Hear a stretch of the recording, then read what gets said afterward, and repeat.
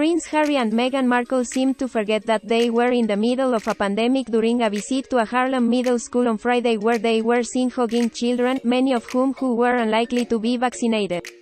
The Sussexes arrived at Harlem's A123 Mahalia Jackson School where Meghan read to a group of students before they were photographed hugging dozens of young school children.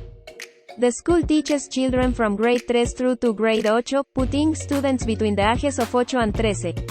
However, the group the royal couple met with appeared to be younger than 12. The children and the couple were all seen wearing face masks, which have been mandatory in schools across the state since New York Governor Kathy Hochul re-implemented the mask mandate after she took office last month.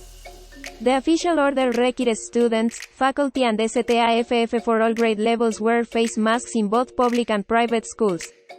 The public safety measure comes at a time when children under the age of 12 have yet to get approval for a COVID-19 vaccine, and the new Delta variant makes up the majority of new cases. Masks are not required for students eating lunch outside or for those who participate in outdoor sports, but those who were meeting the Duke and Duchess all appeared to be wearing face coverings. It all got too much for some of the children who were reduced to tears as they were embraced by the former working members of the royal family. New York City schools have in-person learning this year, although at least one school in Harlem has been forced to resume remote learning.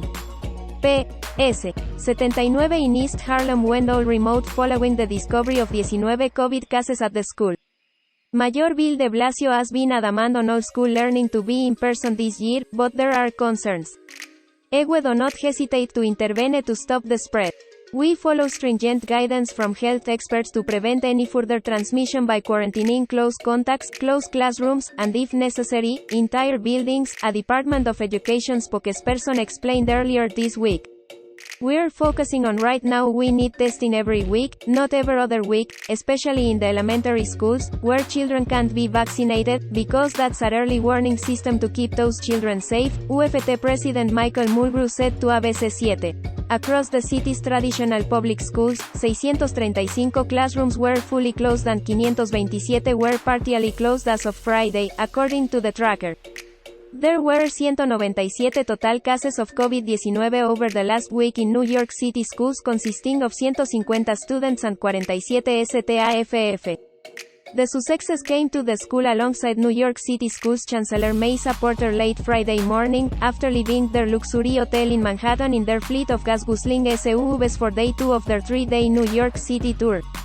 Meghan sported a $5,840 Loro Piana cashmere coat and matching $1,680 pants for her visit to the public school, which serves shelters for families without permanent homes. Her shoes are thought to be $665 Manolo Blahnik red suede pointed toe pumps. She accessorized her look with around $387,000 worth of jewelry, including her $350,000 engagement ring, a $4,500 diamond ring from her first public engagement with Harry as his fiancée, Princess Diana's $23,000 Cartier tank watch, a $6,900 Cartier love bracelet, and a $3,000 Jennifer Meyer tennis bracelet. While there was no expense spared for Meghan's outfit for the visit, which designed to promote early literacy, data from NYC Department of Education reveals an estimated 95% of students at the public school fall on the Economic Need Index. The index means they face financial hardship, based on temporary housing, eligibility for public assistance and census poverty rates. A total of 94% of students are also eligible for free meals, according to Public School Review. This compares to 51% of students across the state.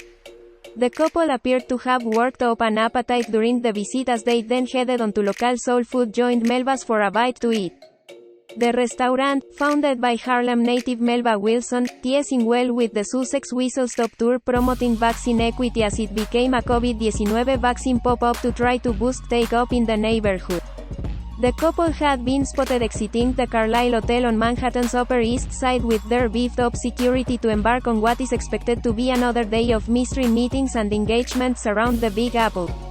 The couple kicked off the first day of their tour Thursday rubbing shoulders with New York lawmakers and UN officials, as well as paying their respects to the victims of the September 11 terrorist attacks at Ground Zero.